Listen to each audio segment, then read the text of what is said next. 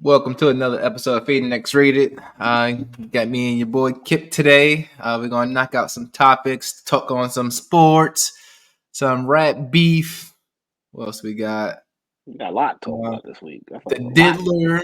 Yeah, we gonna get into some things. We're gonna start off with probably the most trending. Well, yeah, it's kind of hard what you would consider the most trend between Diddy and Kendrick beef. Let's go with the Kendrick beef.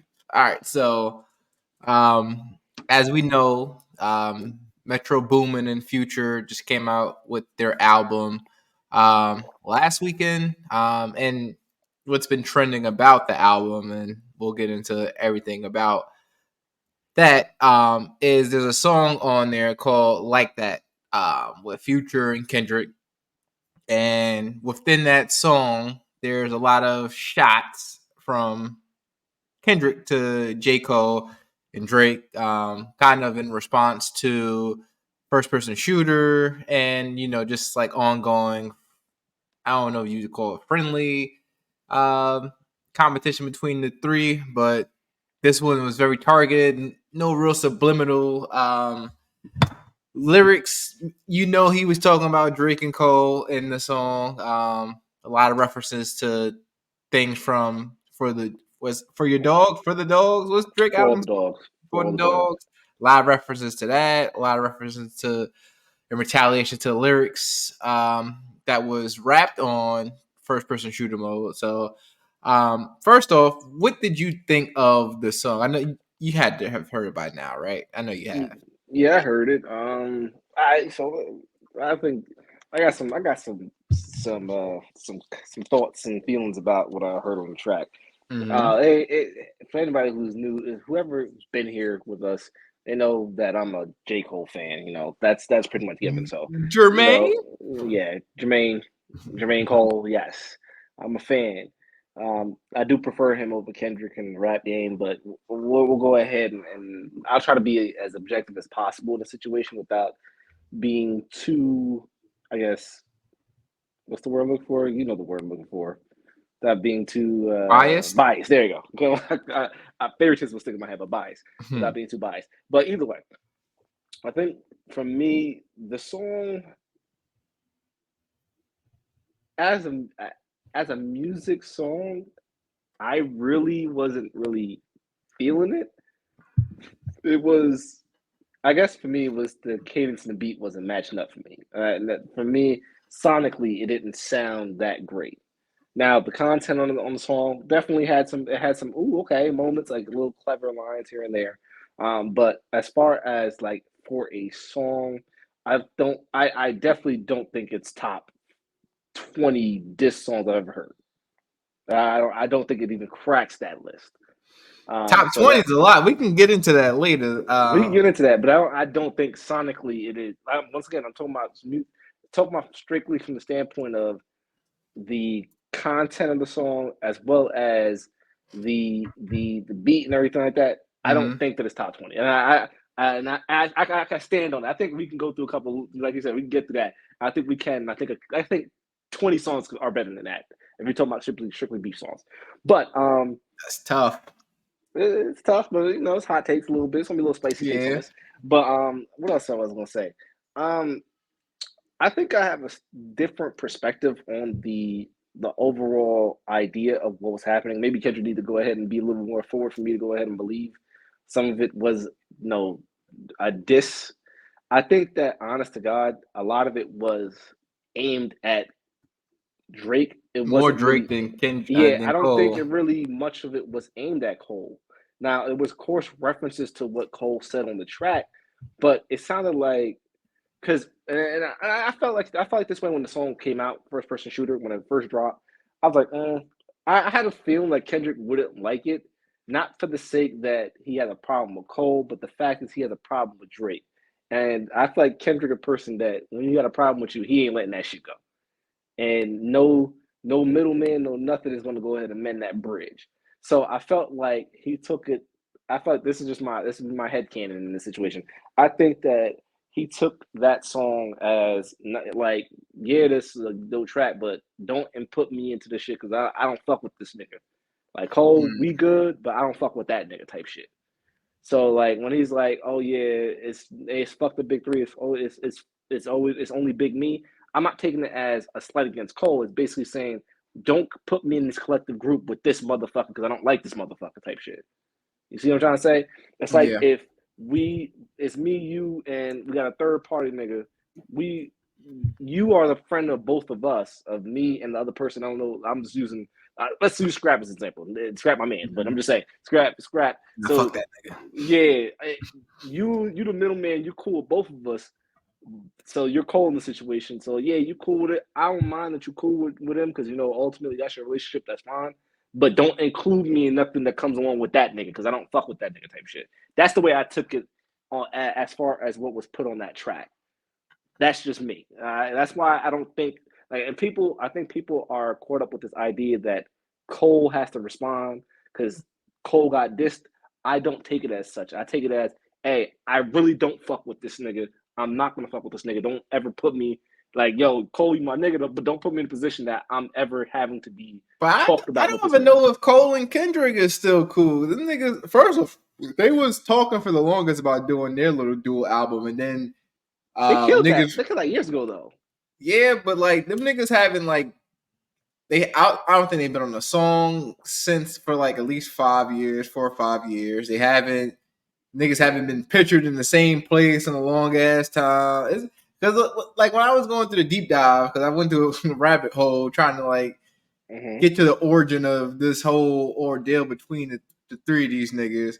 Um, and it was like it was hinted at like again before, like when they were both talking about where they were like rapping on each other beats, and they were talking Mm-hmm. about, oh yeah, we putting this joint the joint project out, and someone from Top Dog was like, yeah, it's gonna come out soon, and then the nigga just like years later down the line just flipped the script, and said, nah, that's never happening. Like some shit had to have happened. That's Uh, and possible. and they were saying also Cole. I'm not sure if you heard the new Yachty album, but he had a song in there with Yachty where he was also like making like lyrics or referencing like lines toward Kendrick. So I that heard that. I think I heard that, and I was just like, I feel like that's a little bit of speculation. I gotta yeah, I listen. think I it's know, speculation. A lot of this shit yeah. is speculation. Honestly, Like everyone fucking detectives trying to break the only down. person that said something direct was Kendrick. Kendrick kept it a stack. Yes, He said, yeah, don't fuck with this nigga Drake." So yeah. that's why I'm like, I think that if it was a little bit more directed at Cole, I think he would have went a little bit more like, yes, I'm going to go ahead and put this out there. And for me, a little bit the reason why I know that, well, we already know that it's directed at Drake, but Mm-hmm. the reason I have this staunch stance on it is the fact is, even on Mr. Morale, I know you hate the album, but well, you're not Trash a fan of album. it, but In like the fan, '95 and the shit where his uncle is a woman. I like that song, but like I can't really get into a lot of the other songs. And the that's joint with okay. the chick song with Taylor Page. Yeah, I like that song too. It's like 3 songs, but yeah, yeah, but on that album, he even talks about like, yo, I'm not gonna say the bar for bar because I don't know the bar for bar, but he was talking about boom. He heard about Ye and Drake, squashing the beef, but he guess he still got more growing to do because he's not doing that. I think that ultimately Kendrick still has that whatever in his heart for Drake. Whatever happened, whatever he don't fuck with, and people like to stem it to that control verse. And if that was the reason why, fuck it, that uh happened. well, yeah, But yeah, because Drake took that and ran with it when it happened, he was real like, oh nah, that's not third. And he did yeah. make That's what I was some reading up. lines You about. sound like yeah, he's not on my level, and if it gets to that point, it gets to that point. But I was reading up on that a little earlier today. Yeah, So nah, because I do know what he you're was talking talking about. about that. He was talking. I remember, like, I forgot what track it was. He was talking about Drake talking about, oh, I gave a nigga a verse on my song, my album, and niggas type flip. So, in my opinion, I do believe that Drake and Kendrick beef is on Kendrick. I mean, on Drake because he did take that. He took that control verse and he took it as like the world ended and he was the only nigga shot from the situation. Kendrick name dropped everybody on there, and it was friendly competition at that point in Yeah. time. Because I remember even Cole even like tweeting like, "Oh, I get in the lab" type shit. Like, "Oh, that was a tough ass verse." Everybody took it as a friendly invitation to level up a little bit. And I think that since that verse, a lot of people did level up, but Drake definitely took it, and he, unfortunately, I gotta put it this way, he got in his feelings about it. But I'll bring that I think back a to lot of niggas got any feelings. A lot of people, yeah, had retaliation songs to that but control. Lupe had a yeah, song. There was a lot of niggas. Lupe shit was fired. I like it was a SLR 3 or 4. I don't know which time I mean the nigga got, but it was fire. but you know what But didn't happen? They didn't have beef though after that. It was like friendly yeah, competition to it. Like, ultimately people did respond to it, but it wasn't yeah. like to the stance of weird shit. They got beef with Kendrick, as far as we know. Once again, But we I don't don't know. think Drake had it. He was just like, No, he yeah, definitely did. He I definitely mean, did. He made several comments about the situation. And I remember specifically about him talking about giving Kendrick a verse on "Take Care" because he had Kendrick on the yeah, album. buried alive. Yeah, he's talking about that shit, and he took that to heart. But all in all, I think once again, I just bring us back to where we was at. I think that ultimately the track was cool, but eh. Once again, I don't feel like it was which one. I do think that it was a bit of a shock because I thought that maybe first person shooter mode might kind of mend the bridge a little bit, but I kind of in my heart felt like nah, Kendrick wasn't gonna go with this shit. I'm more so surprised that this Drake and Future beef that came about from it because I don't know Yeah. what that's about. That's what I'm interested about. Yeah. Well, I know. I figured out the beef between him and Metro. Clearly, this nigga Drake has has a lot of issues with people right now. This is the list right now. Yeah, what happened with Metro Boomin? Is Before we listen to Metro, Future, Weekend, Nav. I don't really think Drake cares about Nav not fucking with him. Rick Ross, which that hurts. That might hurt me the most. Him and Ross ooh, they beefing. really. Yeah, Ross, Ye, and possibly Travis. So I'll get into each. So Metro, so You whenever better the pick a side, album something that happened. her what is it, Her Loss with him and 21 Savage? Is that the Yeah. album? Hmm. So Metro had an album out that same year, and he felt like I'm not sure how many awards Her Loss won or like, but he was feeling slighted about like the Grammys or whatever and not getting enough recognition and so on. So I think Drake like responded to that, and Metro was like, it ain't even as deep as you think it is, blase, and I guess that shit just like manifested into like something huge than it needed to be. Mm, Let me see. it's interesting. Yeah, he was Metro was a little upset. Oh, Metro had posted, he had tweeted these things and then deleted them, and then Drake, king of social media, called out. He had made like a appearance talking about niggas doing this post and delete shit, blase. So I guess Ooh, Metro thought that was targeted or might have been. I'm not the one to say, but that that's gotta where be. If it happened that's at the same where time, man, you that's gotta go ahead and say that's where that. that went to. Let's see. And also, it was heard that Metro was pillow talking with some chick. Again, these are Mm, rumors. Was pillow talking with some chick, and the shit got back to Drake about it. So, like, and they were saying like, if you do go listen back to Drake's last album, like, you can hear like a lot of references to like between Future and Metro. And I'm not even sure if like the beef between Metro is it like the beef with Future is stemming from Drake's beef with Metro because Metro is Future dog, I'm pretty and sure it is because he did Future have a was song. He did have Future a and song. Drake was supposed to have another album, and I think he might feel some type of way because he chose to do an album with 21 Savage instead. So again, these are all like speculations. Niggas on Twitter just talking. Oh, this is what I think it is. Like they on their clue shit. So, That's weird. but yeah, that nigga's list of niggas that he's beefing with is crazy. The Beefing Ross with one everybody who live in hurt. Atlanta. Yeah. Ross hurt. I was just talking about last week, like, oh yeah, Drake and Ross make good music together. Now, here we are.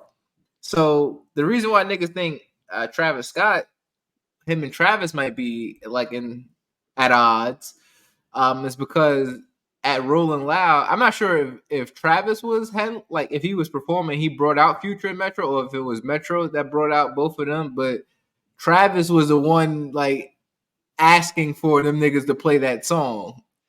I don't think they Oh, played the Kendrick part at that point, but that I think that might be why they're thinking this. That And makes sense, also, though. I think you're underestimating that beat is hard, nigga. That beat go crazy. Man, It's a get back beat. to it. It's a beat Wheezy had on. Is it Dedication? The song "I Can't Feel My Face." That's my shit. Because I was in the game on 4th and Inches. It's the same beat, but Metro. Oh yeah, I don't like that. I don't like that beat. I don't. What? I really don't. I'm not a fan of that. Yep, that's that beat go crazy. Yeah. That beat top 10 I rap don't beef beats. I'll tell you that right now. That top 10 What? beats. No, I don't think it's still. I still don't think it's that either. I don't think. All right, I don't well, think we're gonna get to that. We're gonna get to that list of your top 20. I want to see. I just gotta see how your top 24. But I think we can get to it now. I mean, I hope Cole retaliates. They had. Well, I gotta retaliate for it. All right, let's go over reasonable expectations. All right, let's go over reasonable expectations about what we expect going to happen. I don't think that Cole going to respond because the fact is that that nigga gonna respond. B. I don't. I personally. I'll say this. I personally think he's gonna respond because the fact is, once again, I don't think that the shit. At the end of the day, I think Cole niggas gonna go ahead and reach out to you. You're not gonna go ahead and bring on the internet, none of that. He's gonna reach out to you and see what the fuck is going on. Now, if Kendrick say, "Nah, I don't fuck with you," or he don't answer his call, then maybe at that point he might make a song. But I don't think that we're gonna hear about what it is that happened. And I think that if we don't hear about nothing from Cole, like he don't drop a track, that means that the shit is really about Drake at that point in time. Now, like you said, I'm still a little bit surprised about the Future part because the fact is he literally dropped For All the Dogs, and then he made a song about what would Pluto do. Mm-hmm. So at that point, they clearly weren't at odds with the fact that you made the song. No, they say. Well, again, this is speculation. They saying some of those lines is like low key coming at Future or Metro. One of them two niggas. I gotta look at the lyrics. I ain't dissecting them lyrics. That's because you can find anything that you want to find, and you can make your own interpretation. Like, oh, this is about so and so. Let me go on Rap Genius real quick. The way I look at it is this: when you make a song called "What Would Pluto Do," it's almost akin to what would Jesus do type of shit. If that makes sense, you feel what I'm trying to say? So you don't when you say what would Jesus do, you're not saying it as a slight to Jesus. Why would you go ahead and then use that as a reference for a song and then use it as a slight? That's too convoluted right there. That's stupid as shit too. So that's why I'm like, I think that's just people finding lyrics and trying to attribute it to somebody. Now I could be 1,000% wrong, but I don't think that that's the case. That's stupid as shit. I ain't gonna go ahead and if I'm gonna put my name on a track, and if it's a diss track, it is going to be understood that it's a diss track. It's not going to be some melodic shit. That's stupid as fuck. We know that Drake is good for it at the end of the album to go ahead and give a nigga a full 16 on a track. Shit, he gave Tory the shit on More Life. That you day one stars, you overnight celebrities. That was all we understood what that was, and there wasn't no subliminal shit. I'm looking at the lyrics, and this shit has got to be done. Like, if you just read lyrics without the beat behind it and with no context, shit will sound crazy. Nigga said, "Swear I want to tear your box out like a coach." What does that even mean, Drake? Don't take your box out like swear a coach. Swear I want to tear your box out like a coach. I think that's maybe a back to reference to boxing out. I don't know. Maybe because I gotta hear what the preceding line is to go ahead and understand it. But yes, out of context, that does sound great. This is how this whole sequence goes. That shit came popping out them jeans like a ghost. Girl, you gotta pop that on me like a coke. Swear I want to crack behind your back like a joke. Swear I want to lift you up high like your hopes. Swear I want to tear your box out like a coach. Get inside and bend the dick just like the Pope. What? No, that's a bar. What? Pope Benedict. That's what it is. Okay. Come on, my nigga. Okay. But I still don't get the box out like a coach. I don't know. I mean, I think I get what you're saying about the basketball wise boxing out, but nah. That's the only thing I can think of right now. Reading that lyric without instruments is like what, nigga? All right. Well, let's go ahead and move. No, let's go. As far as my expectations, So Oh, I already told you my expectations about what I expect is going to happen. Drake. I think yeah. Cole's not going to respond. I do think that Drake is going to respond. Now, who I don't know, but Hey, I don't see Drake letting it slide because the fact is Drake's petty. listen, He's gonna listen. make a bar. He's Drake gonna do like something. Drake like 5-1 when it comes to rap beats. Speed. Yeah, I'm just saying that now. I don't And know we who you say he lost to then. Who they he lost? lost, nigga. Push a thing. Oh yeah. Yeah, that's his Take, kryptonite. That's his nigga. He kryptonite. Yeah, went. Hey, when my you fault, go out and my fault. take a bomb at one of your best friends, nigga, and you can't retaliate to that, you lost, nigga. You Yeah, lost. you're right. You're right. My You fault. My fault. Pat lost. my chest. You're Tick, tick, definitely right. tick. Yeah, that was a nail. You are hiding Oh, the that was good. cow. Let that boy come home, nigga. What? Hey, that's better than that Metro song right there. That's right there better than the You're song right. right there. That That's is. way That better than is. that. But listen, that was round two. That was round two. It don't matter what. It don't Round matter what. one. Round one. What was the shit called? Infrared. This is better than infrared. I'll tell you that. Okay, that's fine. It don't matter what round it is, but it's not better than the song. That's Right. what matters. Right. That's what But matters. I'm just saying. I hear you. Okay, go ahead. So We're good next. you want to do the 20 Yeah, diss we go tracks with now? 20. We go with 20 real quick. All right, so we Kevin can alternate just to make it Yeah, let's easy. go ahead. So all right, we're gonna start takeover. It don't matter. It don't matter where it start from. We can just go ahead and we don't matter Takeover is what better. take over. Takeover, Hove, Jay-Z. Okay, got you. Yes. I'm sorry. Let me get my little pen and pad And real quick. then you gotta go one mic, right? One mic, not one mic, Ether. I don't think one mic is that great. So we got Takeover, Ether. You got. Hold on. My phone. I'm trying to get a pen and paper. Where's my? Okay, I got my paper. All right, go ahead. You said one mic, Ether, Takeover. Hold on. I'm gonna keep Ether outright. I mean, I'm gonna keep one mic like down right now. I don't think that's top 20. That's not in my top 10 at least. But the point is 20 songs is better than that. So it don't gotta be. Yeah, it don't gotta be in your top 20. But I'm gonna put 300 bars and running on there. You gotta put you might as well go ahead and throw that what's called Adidon shit in there. Yeah. Gotta put back to back in there. Back to back with Drake. That was in there. That was bad when that came out. And if I'm mistaken, Charged Up was better than that too. Mm-hmm. You know what's the 4 p.m. in Calabasas? Yes. Hey, that nigga, he did Diddy dirty in so many ways. That whole song was just filled with Diddy references. Take that. No Way Out. Yo, he was having his way with Diddy, with the diddler on that one. Yeah, nah. We're gonna get to him though, but yeah, you gotta hit him up. You gotta put hit him up in there. Hit him up. That's why I fucked your bitch fat motherfucker. I don't think that Who Shot You. It's classic though. That beat is classic. I gotta put Who Shot You in there based on the beat itself. That beat is still to this day used for shit. What's that? 8 right now? What's the You gotta put Sheether, the shit Remy Ma for Nicki. That shit was bad. We'll put that towards the bar right now. Yeah, I gotta listen to that again. All right, that's cool. Let's think of what Joe Budden and Drake had. Joe Budden and Drake had beef. Making a Murderer by Joe Budden. I think that was a pretty good diss track. I'm trying to think about this. They call me a murderer. That's when the nigga was. Oh yes, I do remember. He had like sound bites of Drake, like giving him all this praise and whatnot. Mm-hmm. I don't know if this is considered a diss track, because the fact is I think it was clever. I was gonna say what's it called? It's on that Drake album with the Toronto Tower on the shit with the One Day Star Views. No, well, you could put that in there. I don't really. I feel like that song was a little bit comprised of too many things for it to be considered a single diss track, because the fact is ultimately at that point that shit was just all over the place. But no, where is that? Let me go ahead and.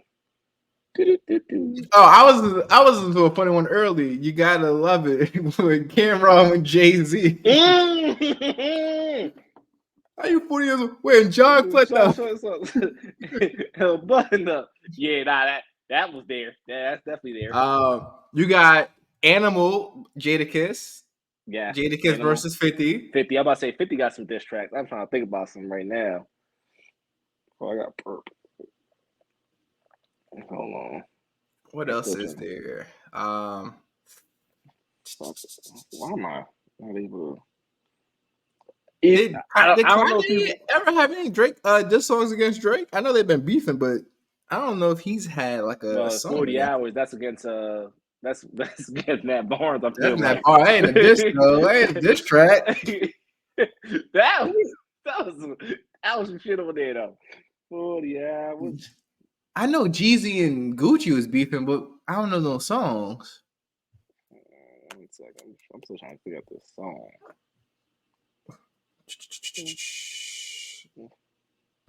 What is this song called? There you go. Eminem was beefing with Mariah Carey. He's beefing with everybody. He was beefing with Benzino. Yo, I ain't gonna lie, that shit with Benzino. Hey, obsessed by Mariah Carey for R&B chick / pop chick. She denied on a diss track. She did handle that.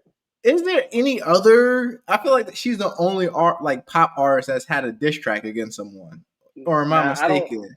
I don't know if you with me on that Drake album. Finally, not you like DMX. Yeah, because I feel like that was. I feel like it was a jab against DMX. Hated that nigga. Yeah, because of the Leah situation. That's why I look that. If that's considered I don't know if I would consider it a diss track because it wasn't a 1-to-1. It was more of a petty track more than a diss track, and I'm gonna be strict on that. No Vaseline, my fault. No Vaseline, Ice Cube, definitely there. I forgot all about that. Let me see. 40 is the biggest hip hop views. Let me go through this list. All right. Yeah, I gotta go through that because 50 and Ja Rule. What song was Wingsta about Ja Rule? Yes, it was. You're right. All right, you gotta put Wingsta up there. And I think Ja Rule's retaliation was what, clap back? We're gonna clap back. Let me see. Loose Change. I never heard of that song. That's his rebuttal. So do we put Drake's Duppy style freestyle on there? Duppy is not good. No, you don't put that there? All right, cool. Because the only bar I remember is him bringing up the wife, and you see what happened. You see what that led to, nigga. You see what that led to.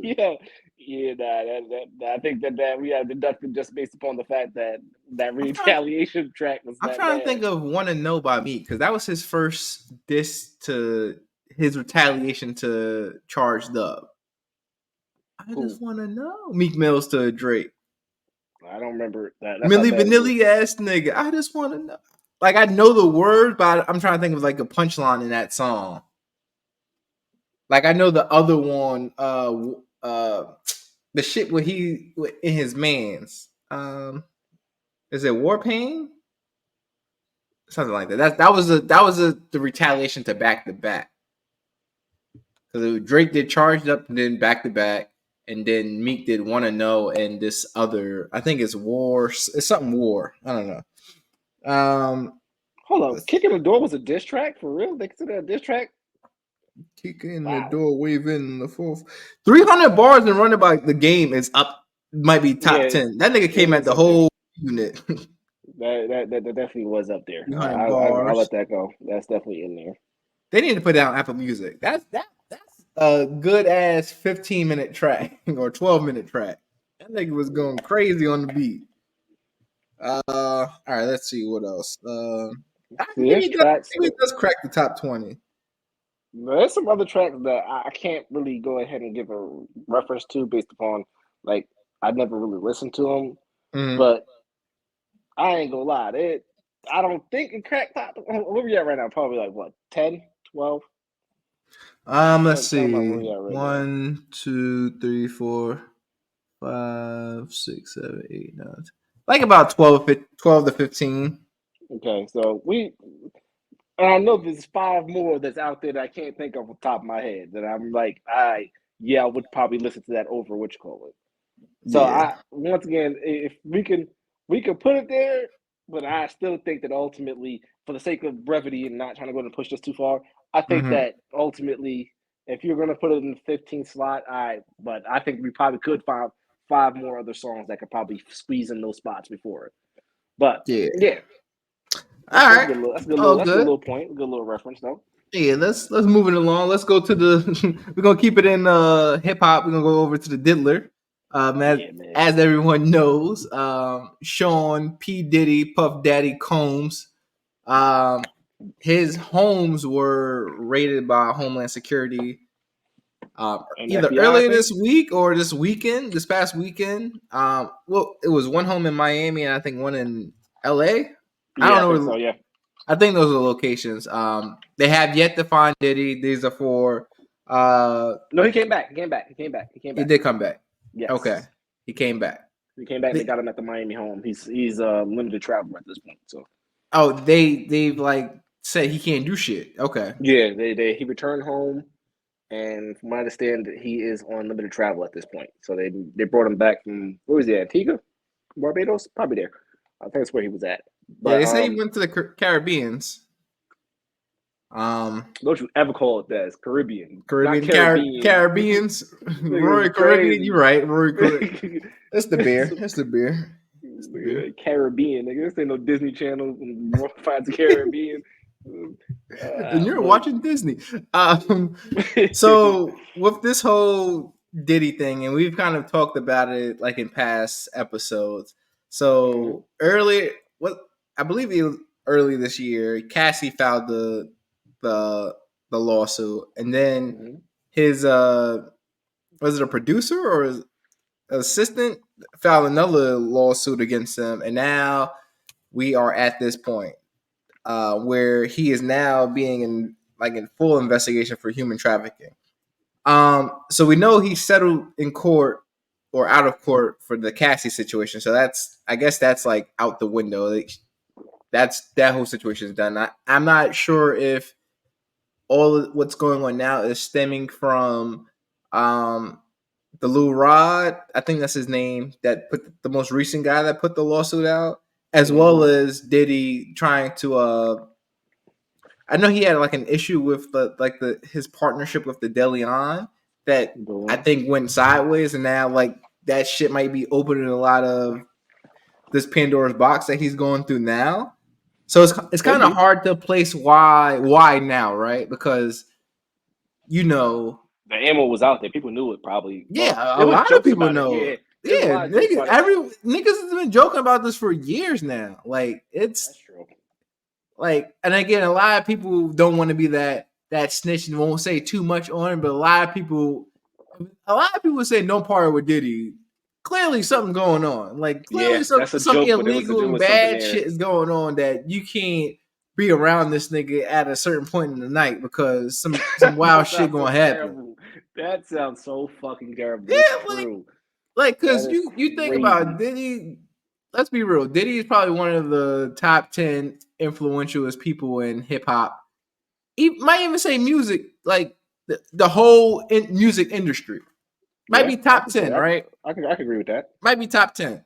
So at least visual wise, there are executives out there that probably have more power than him for sure. But ultimately, if you think about, but you don't know those names. You don't know those names, right? You know Diddy, like you don't know the people, the person that runs.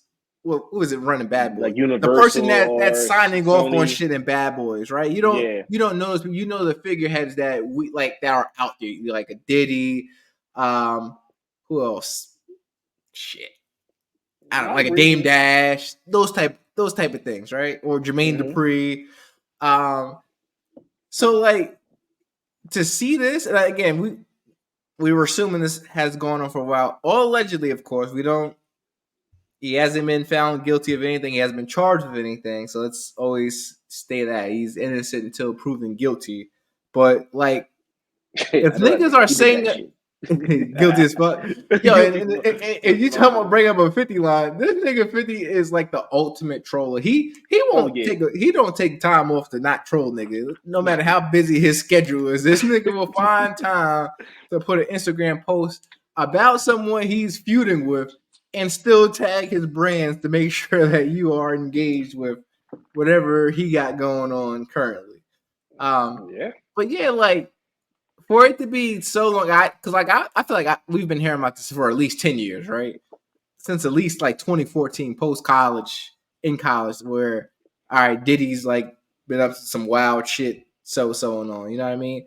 So again, I wonder what finally like triggered. Was it someone willing to come forward with it? Starting off with Cassie, did she start like that domino effect where all right, let's really look into this? Or I mean, you know what? We would have to say Kim Porter because supposedly she was about to put like a tell-all book out on like Diddy and like all the foul shit he was doing, but she passed away, and Kimora Lee Simmons thinks he has something to do with her death. That's And crazy. according to I think the nigga name is Lil Ra. According to like the shit he's been putting out, the nigga said Diddy has a person that like like has on his on payroll to like do shit like that. So again, all speculation, all he said, she said until proven whatever. But it's just crazy, like how all of this shit is going down. Mm. I guess my thoughts on it is that I'm gonna start with the most outrageous shit and work my way back to like reality a little bit. Mm-hmm. The most outrageous shit is if you got a lot of assets and you got a lot of money, essentially, I would be remiss to believe that you don't have somebody that can go ahead and take care of business when shouldn't be taken Hmm. care of. Now, granted, I don't know if we talk about tying umbilical cords around babies' necks type of shit, but Yikes. we that you like if you an exec that has a big company like Elon Musk, if you need some shit to get done, you can get it done. At that point, when you have that amount of money, nobody like unfortunately, and I think this is where that Me Too movement comes into play, where when you where with power and prestige and money, the word no doesn't really exist. Yeah. If you need something to get done, it gets done, regardless if it's morally right or wrong. And Hmm. once again, we're not condoning it, but at the end of the day, it is the reality of the world that ultimately people will do anything for money. So therefore, the Yeah, people with money are going to have the most ability to make shit happen, type of shit. for sure. So the so to hear that no, ultimately Diddy had someone on payroll do some shit like that. I don't think he got someone on payroll, but he got somebody under the table that's going ahead and taking that cash and doing some shit. I can see that happen. Oh yeah, It's possible. It's definitely plausible that that could happen. they saying So, Carisha was a call girl. Yo, this is so much shit. So much mhm. shit. She an escort. Like it's a lot to take in. Like I ain't gonna hold you. Like I don't want to see a black man go down, but I don't also want to see a black man that's doing all this wild shit be free, right? Like I agree. it's It's a past race at that point. It's about yeah, morally being like right. because Like you if can't he's be doing wilding. all this shit, they say he was drugging people, sexually assaulting people. Like it's They said he had like sex part. Well, and once again, I'm gonna go with the most absurd shit, and I'm gonna tell you where my stance on it. I think that unfortunately, once you obtain a certain amount of money, prestige, and a little bit of shit, mm-hmm. your taste for things kind of go like beyond the normal conventional thought. Like for a person that's normal working 9 to 5, part of me, I see I burp, working 9 to 5, they see like say for example you're a man, you go out, you want to meet chicks, you want to hook up with them. That's the normal sense of shit. When you unfortunately get to that point where you have that money, you don't care about the monotony of trying to meet people and then hook up with them. You want to get, unfortunately, and I'm sorry to bring it up for Rick Ross. You want to get past the point. You want to go ahead and put that thing in her champagne. You won't even know it. But apparently, Yikes. they are saying that ultimately he had wild sex parties and shit, and a lot of people with power and prestige were there. And Mm. once again, With you underage uh with women. underage individuals. Yeah, So underage girls, I should say, because they're not women yet. it's just I thought it could be either or, but Actually, it might be even because they had Justin Bieber ass when he was. yeah, I don't know if he Justin attended Bieber, any of those parties, but he was hanging Justin around Justin Bieber, Bieber I a feel lot sorry as for him. a Yeah, I feel teen. sorry for him in general. But what I'm getting at is that ultimately, when you get to that point, and it's just so weird that when you get to that much money, why do you do those things? I Mm-hmm. guess the fact is you are willing to use your money to see what depraved shit people were willing to do, like pimp out their kids, pimp out themselves, that it becomes more of a power play for you. So I think that Yeah, ultimately when they do things like that, it is a power play for them. It's a power trip that ultimately, yeah, I got the money. I can go ahead and make them do whatever I choose, and they could do they're gonna do it without any type of shit. And I think that the Cassie shit was unfortunately, well, not unfortunately, fortunately, unfortunately, whatever you want to put it as, that was the bite that bled the whale and that led to the shark swarming. The moment that they saw that he could be had, people were like, oh yeah, it's time to cash in my chips now. So Yeah. I think that had that Cassie situation not get public, and he should have, and unfortunately, and I'm gonna be honest with you, and this is just business 101. If you know that you did some shit, or you are potentially liable for some shit, or you got dirt on yourself, go ahead and settle before the shit gets to court. Yeah. Settle before that shit gets public. Settle that bitch quick. Till he settled that bitch quick. No, but he waited too long. The shit got public. He let that shit get to court. Oh yeah, and then before settled it. Yeah. He's supposed you ought to hit that over the head before that happened. What if they ain't bring it to him first? They brought it straight to the court. Of course they did that shit first. Come Yeah, on, that's the first thing. No, I'm saying that's the first thing they're gonna do is bring it to you as a lawyer. Yeah, as a lawyer, if I got a lawyer, right? I'm the one been assaulted. I got a lawyer, right? Unless you are a noble individual who just wants to see the nigga burn, you're going to bring the shit to them first. She want that nigga to go down for what she did to him, what he did to her. Yeah, it may be. I want to, but took that shit right to court. Let this shit be public news now, nigga. I think 50 brought it up. I think 50 brought it up. The fact is that she did bring it. They did bring it to him first before they went to court. So I don't know. How you know? I think it was kind of public. Like I think people knew. I'm telling you, I think people mentioned that it was brought up to him first prior to then going to court and then him settling. Well, I know 50 was saying like back when Diddy and Cassie were still together, like he was like Diddy would mention like random shit about Cassie, like having how Diddy lets other guys have sex with her and shit. He was like, I don't want to hear this shit, man. Don't tell me. Like, don't tell me that. I ain't know that. Yeah, I seen that on an interview. I was like, yeah, that's crazy. But but sticking to that, but it's just like, once again, if you are a person, like if I got billions of dollars or I got $1 billion, I ain't never getting some shit get to court unless I know for sure that I'm not guilty of shit or some shit can't be brought up. I'm never letting some shit get to court. That's why they got NDAs now. Nigga, the first thing I'm doing is making sure I pay you whatever amount that I'm willing to pay you. You sign this NDA, you better not bring this shit ever again. What I think Diddy has like I don't want to say a cockiness about him, but like it is. It's a bravado. Because like cockiness. He thought this shit was not gonna rock. Again, just hearing from the one perspective, dude's perspective, Lil Rod, like he would tell him to record shit on his phone, like of the acts that were happening. So I'm like, that's wild. Yeah, he just think he's above the law, like he's untouchable. And but that's what all rich people feel though. Dressing up as the Joker and shit, he a villain. I mean, he's playing into that shit. He is who he is. He is who he is.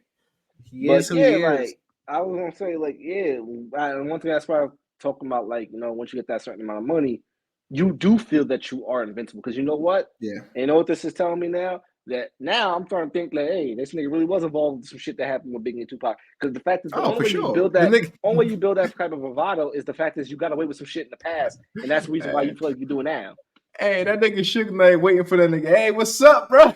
Yeah. Oh, they finally got you, bro. You got you too. Come on my podcast, man. Come on over. Come on over. Yeah, I'll say this. It ain't looking too good for that man. I don't like good. And you know what? And I think also, last I was saying this, but I think also the reason why the shit came to a head, so to speak, is that the moment that he started, and regardless of what the reason and why, the moment that he started deintegrating himself from these companies like with Ciroc and De Leon, just so Revolt. So the moment that started happening, where those companies started separating from him, at that point, you lose protection from whatever company those companies offer. Because you gotta remember, whoever owns Revolt, they gotta go ahead and protect who their face is. The fact is, think about it the way of the NFL. If I own a team and you're my quarterback and you do some nut shit, I gotta do shit to cover your ass. The fact is, you're the face of my team. My bottom line matters more about your moral compass at that point in time. Deshaun Jackson was getting away with the shit because the fact is the team is covering for him until the fact that he decided he wanted to get traded. Oh, where you want to get traded? say less, bitch. I'm gonna go ahead and throw this shit out there. And I think that that's kind of what happened in the situation. The Cassie shit, the fact that you leave your companies, now you don't got protection from those companies. I feel, and once again, this is headcanon, but I feel like Yeah. that's what kind of played a role into that. Oh yeah, for sure. Well, I'm sure more information will come out in the coming days. This like if he gets charged with anything, or if it takes a while for this investigation to kind of move along. Mm-hmm. Let's switch over to March Madness. We got some games that are on right now. I believe Clemson, Arizona game is looking nice. looking good. Yeah, Oh yeah, Clemson up by 4. Clemson. It's a good game. It's a very good game. I've been watching the Oh whole time. shit. Okay, Clemson. I'm watching the whole game right now. This shit is good. And then San Diego State and UConn. UConn kind of giving them some work right now. Yeah, it's not looking too good for that game. Yeah. Yeah. So again, I'm college basketball is tricky to me, right? So like I haven't really paid attention much to this year. I feel like I only know like one player like in men's basketball. I know more on the female on the That's women's side crazy. of basketball than it is. It really is It's a crazy, but reality. It's a reality. it's the reality. Like the most popular college basketball player right now is Caitlin Clark, and I say the second is Angel Reese. Angel Reese, yeah. So It's giving Bird of Magic. That's what it's giving. Yeah. I don't know who I have currently for who wins it all. I guess men's side, or are you talking about yeah. I think men's side. I'm gonna go with UConn. I think UConn going on repeat. I think they're gonna repeat. They've been putting hands on teams that they've been playing. And again, it all depends on who they face off with at the end, right? So like, let me look at the. I need to see like the structure of like what's who left would on their bracket, because they're going to be 8, and then right now presumably if they keep the track they're going on, they don't they're gonna lose this game. So they would be playing the winner of Illinois and Iowa State. Okay, well, I think if I'm mistaken, Illinois is pretty good this year. Okay, that game's on tonight, so we don't know what that's 3 versus 2 right there. So that wherever they play is pretty much going to be a really good team. It's not going to be like a bad team. Good steal. Great steal. I think UConn might be playing. I might be playing Houston. Oh, in the final, you saying? I think so. Can they even match up in the final? Yeah, South plays Midwest. Yeah, they could meet up against. I say Houston or Tennessee. I don't think Purdue, Gonzaga, Creighton. We gonna make it out of this bitch. Fuck that. My team making it out of this bitch. Right? We're getting our blood. We getting our so y'all gonna get it from North Carolina. From UConn. I don't know. That's the one nigga I know. The one person I know in men's basketball is the nigga from North Carolina. The like the forward, someone with a B. Oh, Babcock. Yeah. Yeah. Only reason I know about it because they were doing a special on him, and he has like apparently he has his own like burger that he has at a local restaurant near where they go to school. That's the only reason why I know any college men's basketball players. I don't know anyone else. Oh, really? Outside of that. He's not the best player on the team either. The guard is, right? Yeah, Davis. I think he's from White Plains, if I'm not mistaken, too. Ah, look at that. If I'm not mistaken.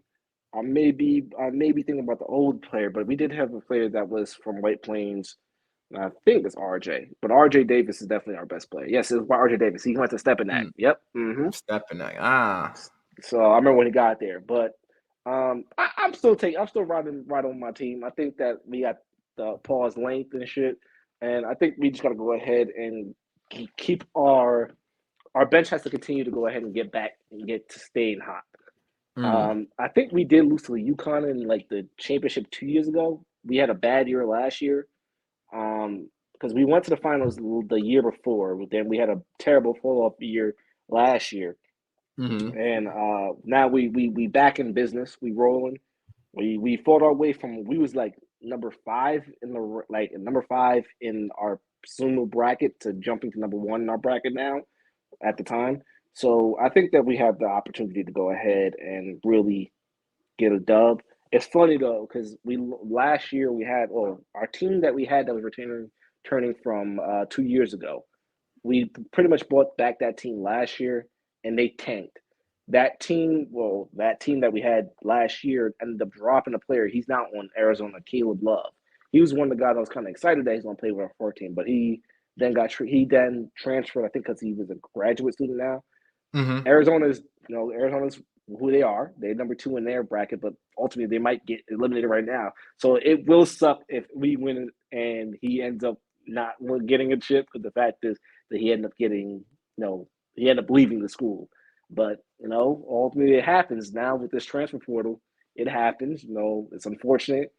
It just, I know it's going to suck internally for him that he didn't get a chip if we win. Yeah. But yeah, that I still am rocking with them. But people do have UConn as a repeat champion, which is, I guess it's something. We're gonna see. We're gonna see what happens. I think that we're gonna see what's gonna happen. I am gonna watch more of the women's games, especially watching LSU. But I tell you this right now, coming out of that women's bracket, boy, I tell you, South Carolina, Yeah, they got a they undefeated right now, and they they got a coming in hot. squad. They coming in They hot. got good freshmen too. They are Chick, saying, "Hey, bro, fuck that. We getting back to business. We ain't losing again." So shit. That mean they had to play what? They had to play LSU at least, was it once? So they beat LSU already once, so they already ran the table on shit. But like I said, it's March Madness. Only takes one game for you to lose. mm-hmm. So we're gonna see Yeah, what I happens. think so. Let me look at the matchups for women's really quick. Mm-hmm. I like Stanford women, but I don't think they're gonna make it like to the chip. Damn, where the hell is women's at? Oh, because they don't play till tomorrow. Actually, Saturday? They play Saturday? No, one game tomorrow. So Oregon State played Notre Dame. Indiana plays South Carolina. NC State plays Stanford. Gonzaga plays Texas. This is tomorrow. And then we have LSU playing UCLA, Colorado playing Iowa, Baylor playing USC, and Duke playing UConn. It's some good matchups. So if I was to like give a prediction on where I think this would play out, right? So South Carolina plays Notre Dame next round because those two teams I think going to win these upcoming matchups. Stanford's going to be NC State. I'm gonna say Texas is gonna be Gonzaga. Iowa's gonna be Colorado. LSU is gonna be UCLA. UConn gonna be Duke. I feel like I'm missing teams. Is that it? Yeah, that's it. And then, all right. So the next week's match, or the next matchup from that, would be Notre Dame versus South Carolina, which I think South Carolina gonna win. I think Stanford's gonna beat Texas. I think I think LSU is gonna beat Iowa. I think they're gonna beat them again. I think it's gonna be a good. I think it's gonna be a good game. I got to see what happens. I think they're gonna really they gonna have to shut Caitlin Clark down. I think that's what they're gonna do. Yeah, I think that's what it boiled down to. Because you stop her, that it. Team breaks down. Because like once her team's not playing well, she starts to like break down as well. No, and overshoot, but she has her body language goes down like when her players make a mistake or don't like execute as they should. And you can see that like she demonstrates that a lot throughout the games. Like I'd seen her like make an entry pass and like it hit the girl hand, but it went out of bounds, and she was just like, you know what I mean? But yeah, I think they're gonna fluster her. I feel like she gets frustrated easily. I get it. Like you're a competitor. Yep. And once again, people are trying to go ahead and justify and saying like, oh, if this was a man, that'll be different. No, as a player, the best way I could put it is if you like, even if it was like LeBron doing that shit, it's like, bro, at a certain point, people want to say stop bitching. Yeah. And I think that ultimately people see that as poor sportsmanship when you complain about your team not getting it done. Now, granted, I get it. You're the best player in the country. But at the same token, you being frustrated doesn't help your team. Like, you feel me? Like that I feel like that's something that all players need to learn. Like, you have to have, and I think that ultimately you have to have some sense of arrogance to be the best at anything you do, whether it be sports or being the best scientist, whatever it may be. You have to have some sense of arrogance and some sense of, you're going to do whatever it takes. But at the same token, when it comes to a team sport, your actions do have repercussions on your teammates. Yeah. And if you do certain things that's not going to help your team get better. Now, we're going to see how that boils down, but I think that ultimately the uh, the women's side has some really good teams. I Bro, think that I'm I, excited to see US. Like if USC and I want to see UConn both USC. beat if they both win, I can't wait to see that USC versus UConn game. That's gonna be a good game. Yeah, and I think that the reason why it's so fascinating over the past 2 years now is that there is a distribution of talent, if that makes Yeah. sense. Because Mhm. you got to think about it. When Stewie was playing at UConn, UConn went 3-0 Yeah. on championships. Like it was Mhm. bad. Like, and then before that, you got the Tennessee during the Pat Sumlin era. Then you had the Baylors during the Brittany Griner era that was doing their thing. Then you had South Carolina dominating. So it's been times and periods where there has been teams that have just been that team and nobody else is really running it. Stanford had their little run. But now we're seeing, I think for women's basketball, the reason why it's so popping this year, you got LSU doing well, you have South Carolina doing well, you have Baylor doing well, you have USC doing well, you have Iowa out of the fucking Midwest doing well. There's a lot of teams that are really doing their thing. And of course it's because of great play, but it's just like I guess it's I guess it's the talent that's coming into college Yeah. right now, and yeah, I got to go ahead and shout out Gil's Arena for it. I do think that WNBA basketball needs to go ahead and adopt an idea where there is no restriction on when kids can come out or when female talent can come out, because the fact is that there is a cream of the crop when it comes to players in college right now. They not gonna come out early though, because the They're NIL not they yeah, the making NIL doing and is and doing and doing that numbers now. and that brings me to the next like subsection of this category. I'm not sure if you've seen, but Ice Cube offered Caitlin Clark $5 million to play in the Big Three league. Oh, well, I heard that was cap. Somebody said it was cap. No, that's That for was real. real. Yeah, his son Okay, even confirmed it. Yep, that all right. is real. Shit, And at that like point, depending on how long the contract is, why 10, go to 10 NBA? games. Well, I don't know how many years, but the $5 million for the season is only 8 regular season games and then 2 playoff games. So that's Yeah, an they got easy 10 mil. I do that over going to WNBA. yeah. What am I? Depending on contract length and The whether highest paid player in WNBA, what's that look like? WNBA is like 300K max, You're and lying. All that right, who's I'm that? dead A'ja ass. Wilson? Nah, let me see. Safari. Now you got me. I didn't even think about that.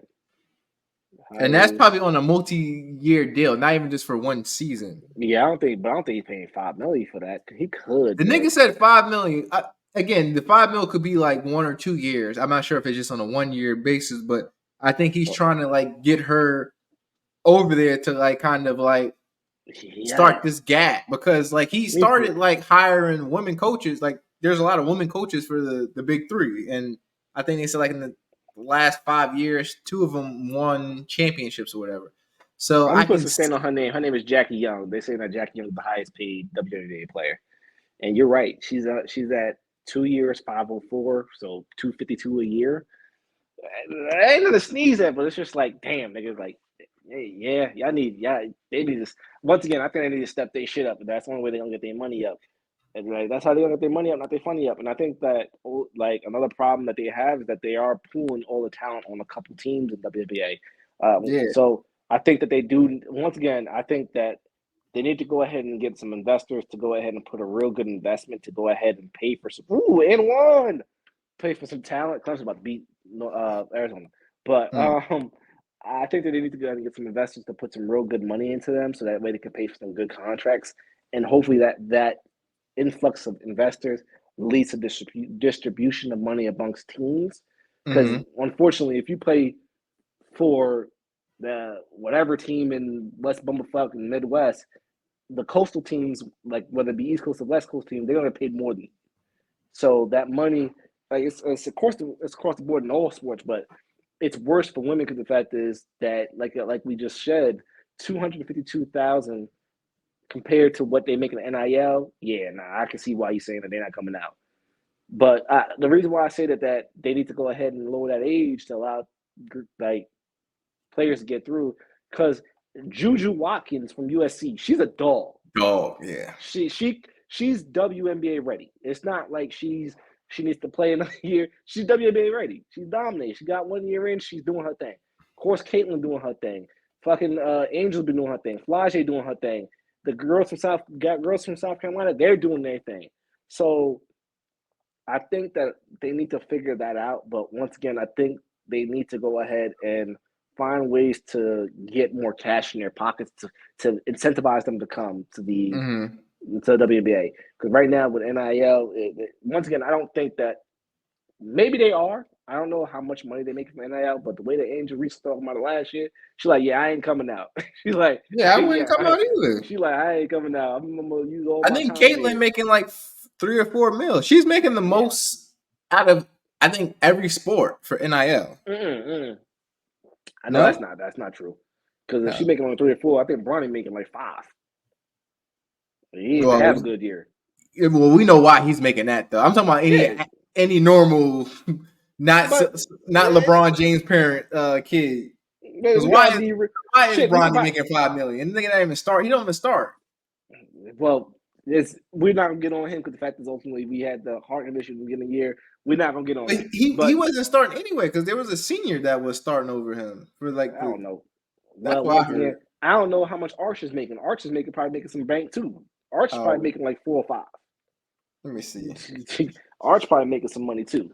So it ain't like, once again, I'm not saying it's a shit on Caitlin at all because the fact is that's what it may sound like. But ultimately, like, I don't think that she's getting paid the most, but I think she's getting paid a shit ton of money compared to what she would be getting in WNBA.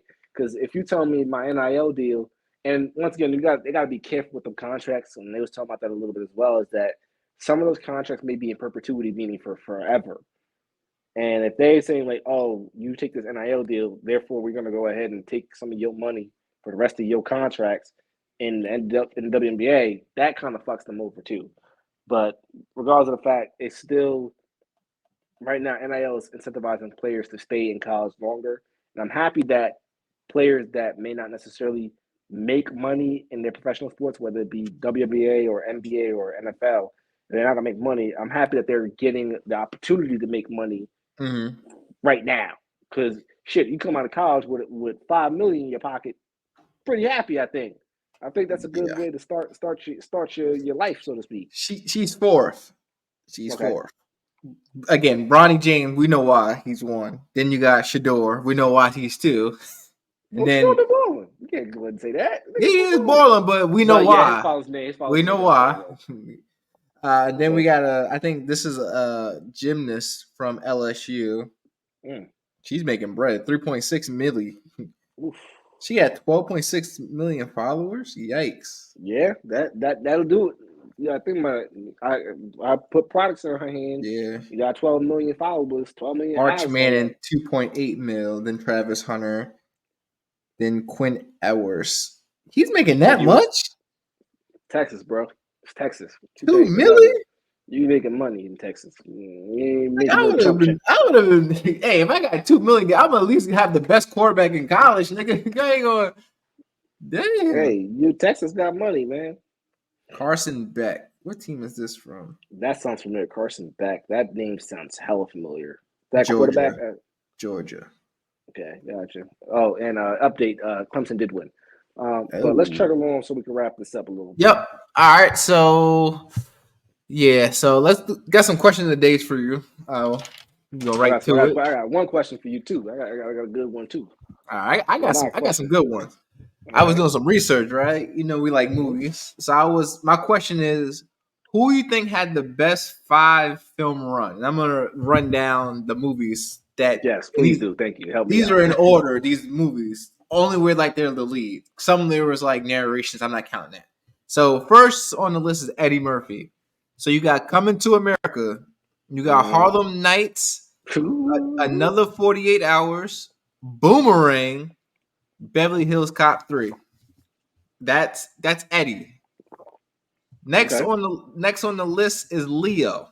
You got Shutter Island, you got Inception, you got J. Edgar, You got Django, and then you got either The Great Gatsby or The Wolf of Wall Street. I'm not sure. They came out in the same year, but I'm not sure which came first, and I'm not sure how they alphabeticalized or listed the order. So that was Leo's. Will Smith, he has the ability to do two separate 5 film runs. So I'll go through both of his. So you got Bad Boys, Independence Day, Men in Black, Enemy of the State, Wild Wild West. The second, God damn, bro, he fucked it up with that one. wow, That was a hot run right there. That was a good. It was run. a hot run. The That was a good second, run. the second 5 run is Bad Boys 2, I, Robot, Shark Tale, Hitch, Pursuit of Happiness. Then we got Denzel. Denzel also has a two separate run.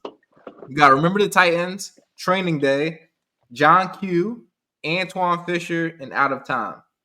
Then the second group is Inside Man, Deja Vu, American Gangster, The Great Debaters, Taking of Pelham 1, 2, 3.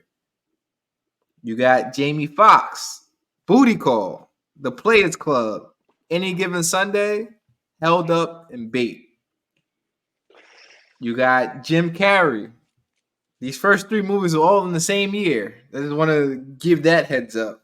Damn. Ace Ventura, The Mask, Dumb and Dumber, Batman Forever, Ace Ventura, When Nature Calls, the second one. And then I got from my boy Will Ferrell on here. You got Talladega Nights, Stranger Than Fiction, Blades of Glory, Semi-Pro, and Step Brothers. That's a tough one, though. It is some tough ones. I think I know who I'm gonna go with. I think I gotta go with Denzel number 2. I ain't gonna lie, Denzel number 2 was Inside Man, Deja Vu, American Gangster, Great Debaters, Taking a Pelham 1, 2, 3. Yeah, I was going to go with Will. I ain't gonna lie, that Will, but that Endorf, and it's the funny thing was, Wild Wild West. I do like Wild Wild West. Wild Wild West had it. It was a good movie. The song, man. Go to that stretch again. Bad Boys, Independence Day, Men in Black, Enemy of the State, Wild Wild West. And what's Denzel number 2 again? Denzel 2, Inside Man, Deja Vu, American Gangster, The Great Debaters, Taking a Pelham 1, 2, 3. I know. I'm going to Will Smith. I'm taking Will Smith. I think that those movies Wild Wild West. Yeah, with Wild Wild West. I think that Wild Wild West. Although, and the funny thing is, it's not that Wild Wild West was bad, but when you take it compared to the lineup that he had, those 4 movies lining up before it, it's bad in that context. Yeah, it's not bad. It's funny because the fact is, if he didn't do Wild West, he would have been in The Matrix. He said, so that's crazy when you think about it in hindsight. But I think I'm taking Will Smith number 2. Honestly, the Will Smith that lineup that was actually. But that's tough. This would have been an alternate for Will Smith, right? So I think I Am Legend came out before Bad Boys 2, I believe. So it would have been I had to pick between do I want to go I Am Legend or Pursuit of Happiness. So I had to keep Pursuit of Happiness in there, of course, because that's one of his best movies. But it would have been I Am Legend, Bad Boys 2, Robot, Shark Tale, and Hitch. If Shark Tale wasn't there and I Am Legend would have been there, that'd have been the easy one for me. That's what fucked it up for me. Shark Tale was I hear it, but nah. Yeah. But I'm willing to accept that because you said it was Bad Boys 1, Independence Day, Enemy of the State, and you said what was the 4th one? Men in Black. Men in Black. Those are 4 movies that legit hell. I can remember moments when I watched as a child.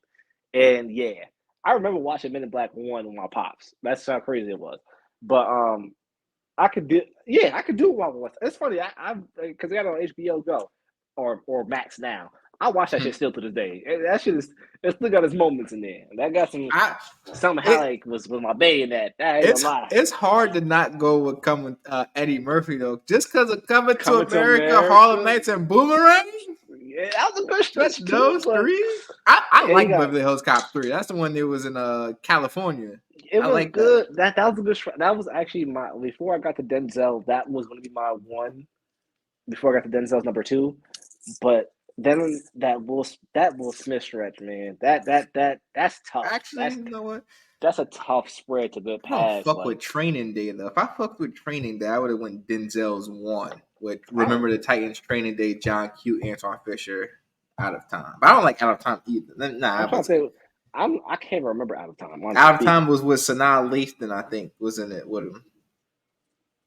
Yeah, still can't remember it. Well, that's funny. Huh, I gotta go back and watch that I'm one. gonna go Eddie. I'm gonna go Eddie. I'll say You this. know what? Nah, The, I'm gonna go. the I'm gonna high, go. I'm it's, gonna it's, don't let go. the highs get you. That's what I'm it not. was. So you gotta think. Independence Day. He ain't played that much of a role in. He Yes, was he a did. character. He wasn't the main character. Yes, he was. No, he Excuse wasn't. me. Who's the main character Jeff in that? Not Goldblum. Jeff Goldblum was not the main character in that movie. Yes, he I think is. it was a. I think to say that Jeff Goldblum was the main character in that is like saying Him that. and the president. No, I think that they were Let me all see. main characters. I think that they he was a main. He was definitely a main character in that. He was like top 4. He was 3. I give I Will don't. I 3 think in it was that. even. I think it was even distribution in that movie. I think You're like right. saying. I think saying that is like saying Jeff Goldblum was the main character in Jurassic Park when it was clearly my boy who played Alan who's the main character or the main character. So I think it was a dual main character movie in that one. So that's why I can't. Which call? They had 2 story arcs. They had to go ahead and disperse between 2 movies, and they got 2 parts of the movie, and they melded their characters together at the end. So yeah, I The think real I main think character, Vivica, Jill, dancing at the strip Jill, club. I'm surprised you didn't pick Jamie Foxx. I ain't gonna lie, I thought you went with Jamie because that Jamie had a good run too. Hey, I like all of those movies. Booty I ain't gonna lie, Call, there Players was some good Club, movies. and Any Given Sunday. There was some Held good Up movies. and Bait. Bait is an underrated favorite of mine. Held Up is I good too when he was at the gas station. I think the reason why I went with with Will is just that the nostalgia and like just thinking about like the moments that I had watching that as a kid, like watching Men in Black, watching Fouché. Wild Wild West, His name watching is all that. Fouché. Yeah, It Bad was a Boys was lot. a It was classic. so yeah. I gotta go with that. What's your next question of the day? Next one is you can only pick one. I selected 4 albums from the 3 feuding artists between Kendrick, Drake, J. Cole. And this Mhm. includes albums or mixtapes. So for Kendrick, you got Section 80, Good Kid Mad City, To Pimp a Butterfly, and Damn. Drake, you got So Far Come on. Gone. What's the question again? So I pick You can only which pick one. which artist. Which artist, yes. Oh, yeah, okay, got you. With only these 4 albums in them. Got you. Go ahead. You got Drake, So Far Gone, Take Care, Care Package, and Nothing Was the Same. You got J. Cole, Friday Night Lights, 2014 Forest Hills Drive, Born Center, and For Your Eyes Only. Say J. Cole's again. What do you say? J. Cole, Friday Night Lights, 2014 Forest Hills Drive, Born Center, and For Your Eyes Only. Oh, I'm going with J. Cole on that one. That's easy for me. J. I ain't gonna Cole? lie. I'm going J. Cole on that one. I was like, if you had said Sideline Story, I probably would have went Kendrick in that. But yeah, yeah, that's easy for me. I'm going Drake. Crazy. So Far Gone and the Care Package? Care Package got some heat on there, nigga. So you said Drake was Care Package, So Far So Gone. Far Gone, Take Take Care, Care. and Nothing Was the Same. I ain't gonna lie. I like the Care Package, but I think that it's tough. The reason why I say that I couldn't go with that is that that's not really a mixtape per se. Like It got released. It's on Apple Music. It's a compilation of songs that came out in different time frames, and they just melded together. Whereas Section 80 and Friday Night Lights are legit mixtapes that were dropped together as cohesive projects. That's the reason why I couldn't go with that. Now, if you would have said,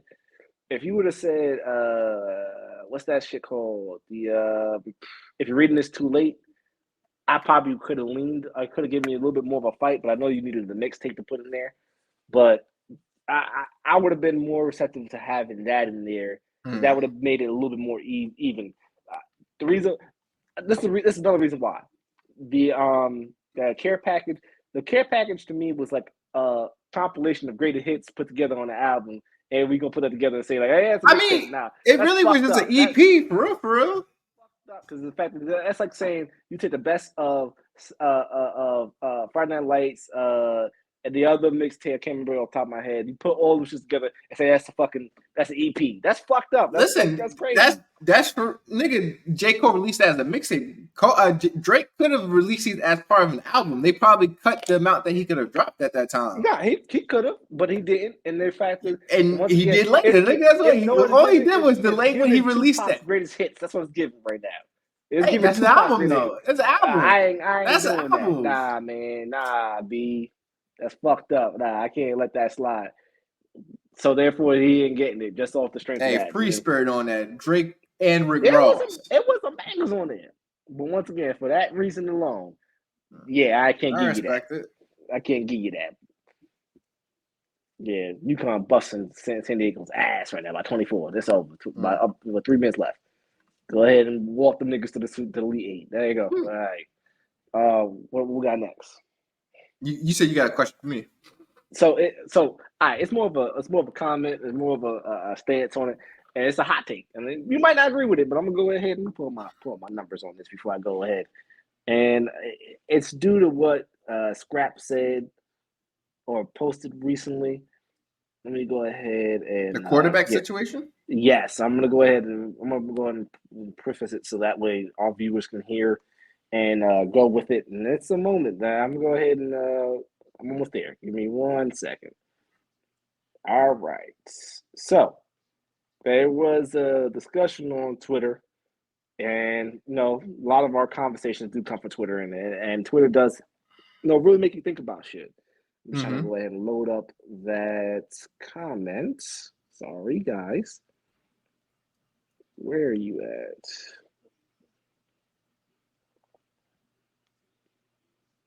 Sorry, 1 second. 1 second. All right, so the comment was about quarterbacks. I'm still trying to go ahead and pull it up. Talking about prospects being taken in the draft. Because, we're coming around draft season. Ultimately, with draft season coming around, you got to go ahead and really, really take in consideration about what your future is as a team. Yeah. As a team, you want to make sure you're kind of getting the best bang for your buck, if that makes sense. Because the fact is that can really pigeonhole your team. So if I'm not mistaken, because I can't pull up the link right now, the question was in reference to what quarterback you picked. And if I'm not mistaken, you had Trevor Lawrence, you had Caleb Williams, and you had Andrew Luck. If I'm not mistaken. So the question was about if you had the opportunity to pick one of those 3 quarterbacks, who do you pick and kind of why? It kind of made me think about it when I went ahead and reviewed what people were saying, because I always like to go ahead and look at what people say in the comments just to go ahead and formulate to see what people are thinking. And I like to go ahead and really kind of do my little deep dive into where things are in the world, so to speak. So I am under the impression, that, and I gotta go ahead and say I'm a little bit biased, but I think that the bias is rooted in reality, so to speak. I don't think that Andrew Luck is as good as a quarterback as people make him out to be. I say that to say that ultimately Andrew Luck, I think, suffered from the best case scenario happening for a quarterback's career. Now, granted, we've seen quarterbacks getting drafted in good situations and they have busted and flamed out. And we've seen quarterbacks that were pretty good that ultimately suffered because the fact is the team didn't go ahead and build around them. But I think that the reason why I say that I think that Andrew Luck is a bit overrated is the fact is that people tend to go ahead and use the fact that the Colts were, I believe, 2-14 prior to him being drafted, if I'm not mistaken, as a reason why he's some great of a quarterback. Because after they went 2-14, they drafted Luck, they went 11-5 3 years straight. I think there's a bit of revisionist history because the fact is ultimately that team wasn't a horrible team prior to that 2-14 season. And the reason why they went 2-14 was simply because the fact is Peyton Manning was fucking hurt. That's the truth. And if people don't want to accept that that's the reality, then that's cool. But Peyton Manning was hurt. That team was in disarray at that point. They didn't know what was happening. Andrew Luck did fill the hole that they needed. But I think that was the biggest component of it, and the fact is that that division wasn't necessarily the strongest at that point in time. Because what do you have? The Jags, the Texans, and Jags, Texans, Titans. Titans. There you go. Titans at that point in time. So I want to get your pick on that. I will say this. I say this to say that I still likely am picking Andrew Luck out of those three quarterbacks, but I think that is based on the fact is that we know what Andrew Luck did, rather than is it based off of? It's based off of like how they performed in college, though, right? If we're basing it off that, then that makes it a little tough. And you say he came into a perfect situation. Who was the running back for the Colts his rookie year? Let's take a look at that. That's a great question. Exactly. You make it so they got a star-studded offense. I just looked at the offense. They had. When I say that is this. Is Ballard. I don't even know who this guy is. And him and Donald Brown. I know Donald Brown from UConn, but Donald Brown was there before. You had a 34-year-old Reggie Wayne. He was eating though. Reggie Wayne was still doing his thing. You had a young T.Y. Hilton. That team wasn't the Reggie Wayne and Marvin Harrison team and Edgerrin James team. I thought you was about to say he came into real wealth. No, the reason why I say I use the word perfect loosely, and what I'm referring to when I say perfect is that team or that organization wasn't dysfunctional prior to him getting there. I feel like a lot of issues that spur from quarterbacks not doing well is that they're drafted to a team that is dysfunctional and has a track history of being dysfunctional. Mm-hmm. Like, you feel me? Like, if I'm a quarterback and I get drafted to the fucking Steelers, regardless of what the Steelers were that year, I know the Steelers have a consistent system that's in place that as long as I do my job, it's pretty much assured that they're going to make sure that pieces are going to do their job, so to speak. Now, granted, you can't account for receivers dropping the ball and shit like that, but I mean, at the end of the day, you still are in a good situation. The Colts and I look at the Colts that year that they went 2-14. I think that people once again look at that team and really miss the fact that they were missing arguably the best quarterback in the league at that point in time. Mm-hmm. Peyton Manning was at least number 2 in the league at quarterback at that time prior to that injury. So we've seen it with multiple teams now where you have a team, you lose your quarterback, you're fucked for the season. Who was the backup during that year? What? I think it was Dan Orlovsky and Curtis Painter. I think that's what it was. Curtis Painter.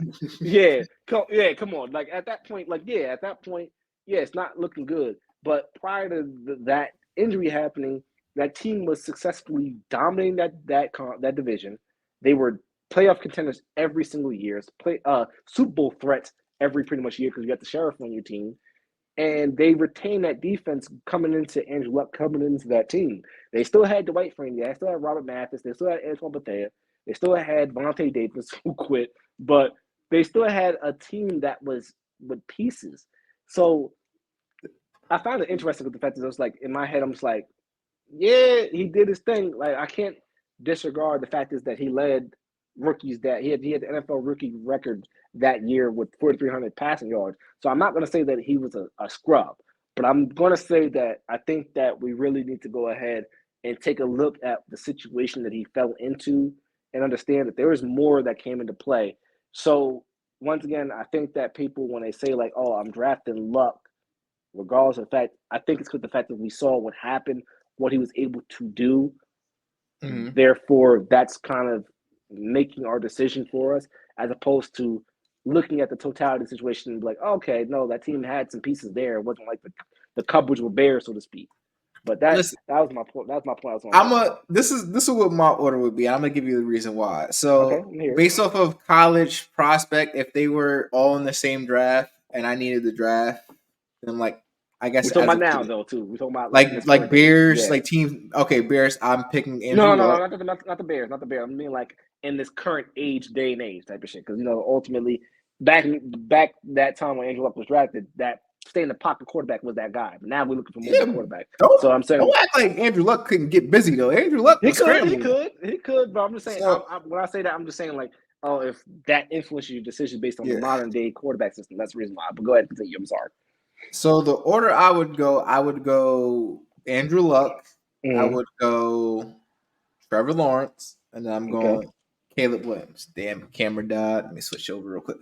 Yeah, I just saw that because I was like, you got a little frozen there. Jimmy. But okay. And the reason why I'm gonna say this, right? Hold on, where? Give me a second. I'm not gonna comment about that now once you're done. So go ahead. Comment about that. Yeah, so the reason I say that is because you gotta think about it, right? So Andrew Luck, he was in a period where niggas couldn't just transfer, right? So you're not automatically getting the best receivers following you from team to team like how Caleb did, right? You got the way Caleb Williams came in, he was that transfer portal was you can transfer that year and be able to play the next year. Prior to that, when Andrew Luck was in college, you couldn't if you were transferring unless your team head coach got fired, you had to sit a year if you were transferring within the same division. So Division 1A to Division 1A, you can't play right away. You had to sit a year or redshirt a year. So you got that. I'm looking at the niggas that Andrew Luck had on his team. I don't think anyone played in the NFL besides Ty Montgomery. What's the skill players? Remind me asking. Like, give me the quick skill players that he had on that team. If you have it, if you don't, then just go ahead and get past it. Back real quick. It was Kobe Fleener. I think he played like a year in the league. Kobe Fleener played with the Colts. That's funny about it. He played with the Colts. There you go. See, he got drafted because of Andrew Luck. I'm assuming. No, he was there before that. No, he wasn't.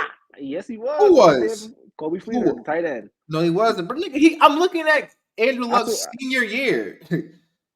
I'm looking at his. Go ahead, continue. I'm sorry. Let me go ahead and look at that team. Yeah, go ahead, look that up. He had Zach Ertz, but Zach Ertz was young. He only got 20 catches his senior year. Andrew Luck senior year. You had Ty Montgomery. He played with the Packers for a little bit. I know he was in the league for some time, and then maybe Chris Awuzie or whatever. Chris Awuzie. Yeah, you're right. Kobe Flynn did get drafted the same year as him. My fault. So he didn't really have much of an offense. I don't know who their running back was. Stephon Taylor. I don't know where he played. A white dude. Okay. Stephon Taylor. That sounds familiar, but that's how a white man run the ball. I was thinking about Toby Gerhart when he told Toby Gerhart. Yeah, that's what I thought was going to be there. I'm like, Toby Gerhart, that touchdown Toby. I don't know who that is, but so you got to think about that, right? So Andrew Luck I think he did a lot with less compared to than what Caleb Williams has. Caleb Williams has always been in a good situation just because of the quarterbacks he has succeeded, right? So he had Baker Mayfield, Kyler Murray, Jalen Hurts.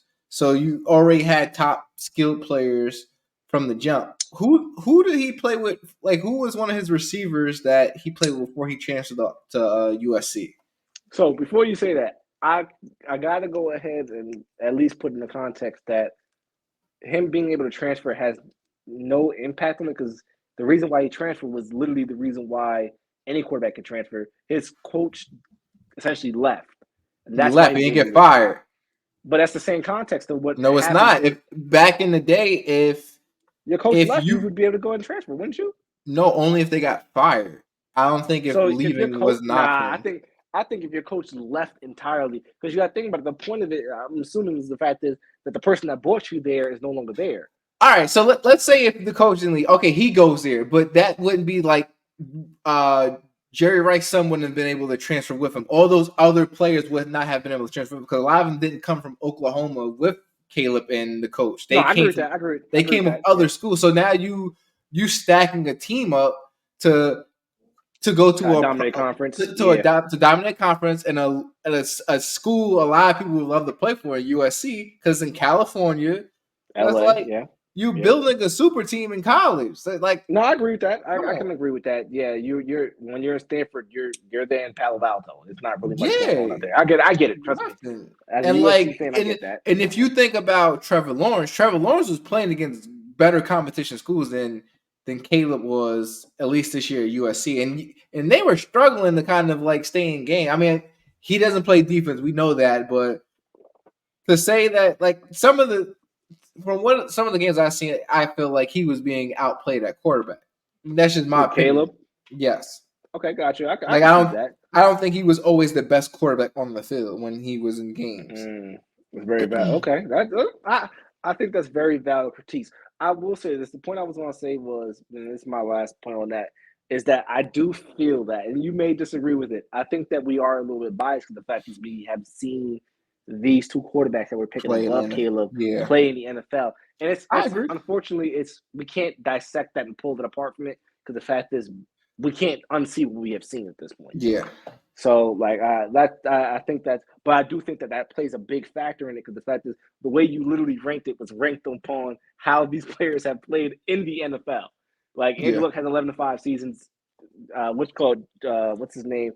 Trevor Lawrence literally has just made the playoffs. What, the last 2 years, last year, what case may be.